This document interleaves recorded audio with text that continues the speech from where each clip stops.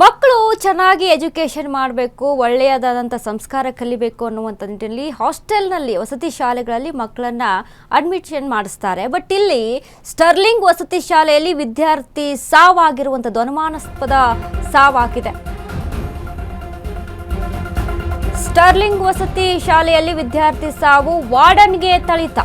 ಹಾಸ್ಟೆಲ್ನಲ್ಲೇ 6ನೇ ತರಗತಿ ವಿದ್ಯಾರ್ಥಿ ಅನುಮಾನಾಸ್ಪದ ಸಾವು. 6ನೇ ತರಗತಿಯ 12 ವರ್ಷದ ಬಾಲಕ ಗುರುಕಿರಣ್ ಮೃತ ವಿದ್ಯಾರ್ಥಿ. ಸ್ಟರ್ಲಿಂಗ್ ಶಾಲೆಯಲ್ಲಿ ವ್ಯಾಸಂಗ ಮಾಡುತ್ತಿದ್ದ ಗುರುಕಿರಣ್ ಕಾಡಯರಪ್ಪನಹಳ್ಳಿಯಲ್ಲಿರುವಂತಹ ಸ್ಟರ್ಲಿಂಗ್ ಇಂಗ್ಲಿಷ್ ವಸತಿ ಶಾಲೆ, ಬೆಂಗಳೂರು ನಗರ ಜಿಲ್ಲೆ ಉತ್ತರ ತಾಲೂಕಿನ ಕಾಡಯರಪ್ಪನಹಳ್ಳಿ. ರಾಘವೇಂದ್ರ ಎಂಬುವವರ ಮಗ ಗುರುಕಿರಣ್ ಎಂಬಾತ ಮೃತಪಟ್ಟಿದ್ದಾನೆ. ಯಲಹಂಕ ತಾಲೂಕಿನ ಸುಬೇದಾರ್ ಪಾಳ್ಯದ ರಾಘವೇಂದ್ರ, ನಿಮ್ಮ ಮಗನಿಗೆ ಹುಷಾರಿಲ್ಲ, ಆಸ್ಪತ್ರೆಗೆ ಹೋಗ್ತಿದ್ದೇವೆಂದು ಕರೆ ಬರುತ್ತೆ ಶಾಲೆಯಿಂದ. ಪೋಷಕರಿಗೆ ಕರೆ ಮಾಡಿದ ಸ್ಟರ್ಲಿಂಗ್ ವಸತಿ ಶಾಲಾ ಶಿಕ್ಷಕರು ಕರೆ ಮಾಡ್ತಾರೆ. ಪೋಷಕರು ಆಸ್ಪತ್ರೆಗೆ ಬರುವಷ್ಟರಲ್ಲೇ ಗುರುಕಿರಣ್ ಸಾವಾಗಿರುತ್ತೆ. ಶಿಕ್ಷಕರಿಂದ ಹಲ್ಲೆ ಮತ್ತು ಹೆಚ್ಚು ಒತ್ತಡದಿಂದ ಮಗು ಮೃತ ಆರೋಪ ಕೇಳಿ ಬರ್ತಾ ಇದೆ. ಮಗನ ಕಳೆದುಕೊಂಡು ಪೋಷಕರ ಆಕ್ರೋಶ.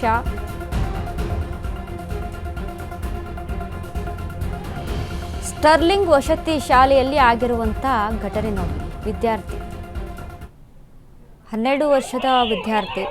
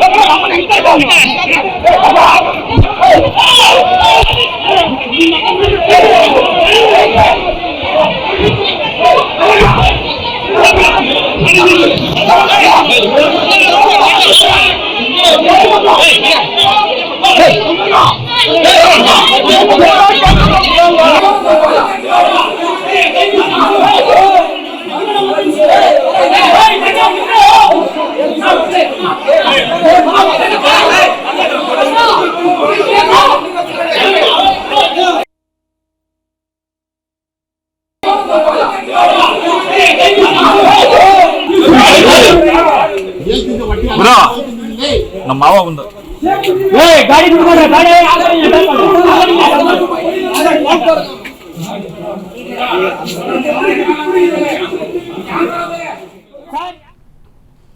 ಆರನೇ ತರಗತಿ ವಿದ್ಯಾರ್ಥಿ ಗುರುಕಿರಣ್ 12 ವರ್ಷದವನು ಒಂದು ಮಗುವನ್ನು 12 ವರ್ಷದ ಒಂದು ಮಗುವನ್ನ ಕಳೆದುಕೊಂಡಂತ ಆಕ್ರಂದನ ಪೋಷಕರಲ್ಲಿರುವಂಥದ್ದು, ಆ ಕುಟುಂಬಸ್ಥರಲ್ಲಿರುವಂಥದ್ದು. ಹೀಗಾಗಿ ಮಗ ಈಗ ಸುಮ್ಮನೆ ಒಂದು ಕರೆ ಮಾಡ್ತಾರೆ, ಆಸ್ಪತ್ರೆಗೆ ದಾಖಲಿಸ್ತಾ ಇದ್ದೀವಿ, ನಿಮ್ಮ ಮಗುವಿಗೆ ಹುಷಾರಿಲ್ಲ ಅಂತ. ಹೋಗಿ ಆಸ್ಪತ್ರೆ ಸೇರುವಷ್ಟರಲ್ಲಿ ಮಗು ಸಾವನ್ನಪ್ಪುತ್ತೆ ಅಂತ ಅಂದರೆ ಏನಾಗಿತ್ತು?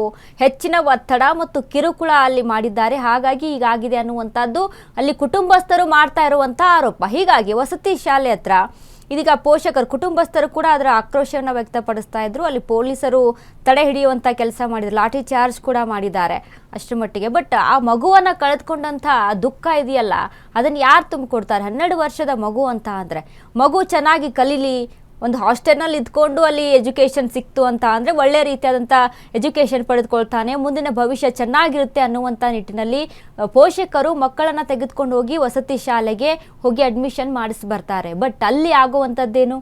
ಅಲ್ಲಿ ಶಿಕ್ಷಕರೇ ಎಲ್ಲ ಆಗಿರ್ತಾರೆ, ತಂದೆ ತಾಯಿ ಗುರು ಎಲ್ಲವೂ, ಅವರ ಕುಟುಂಬ ಎಲ್ಲವೂ ಕೂಡ ಅಲ್ಲಿದ್ದಂಥ ಶಿಕ್ಷಕರೇ ಆಗಿರ್ತಾರೆ. ಬಟ್ ಇಲ್ಲಿ ಏನಾಯಿತು? ಮೆಡಿಕಲ್ ರಿಪೋರ್ಟ್ ಏನು ಹೇಳುತ್ತೆ? ಆ ಮಗು ಸಾವನ್ನಪ್ಪಿದೆ, ಹೌದು. ಅಲ್ಲಿ ಮೆಡಿಕಲ್ ರಿಪೋರ್ಟ್ ಏನು ಹೇಳುತ್ತೆ? ವೈದ್ಯರು ಏನು ತಿಳಿಸ್ಕೊಡ್ತಾರೆ? ಇನ್ನು ನಿಜವಾಗ್ಲೂ ಏನು ಸಡನ್ ಆಗಿ ಹೋಗಿ ಹುಷಾರಿಲ್ಲ ಅಂದ ತಕ್ಷಣ ಆಸ್ಪತ್ರೆಗೆ ಹೋಗುವಷ್ಟರಲ್ಲಿ ಹೇಗೆ ಸಾವನ್ನಪ್ಪುತ್ತೆ?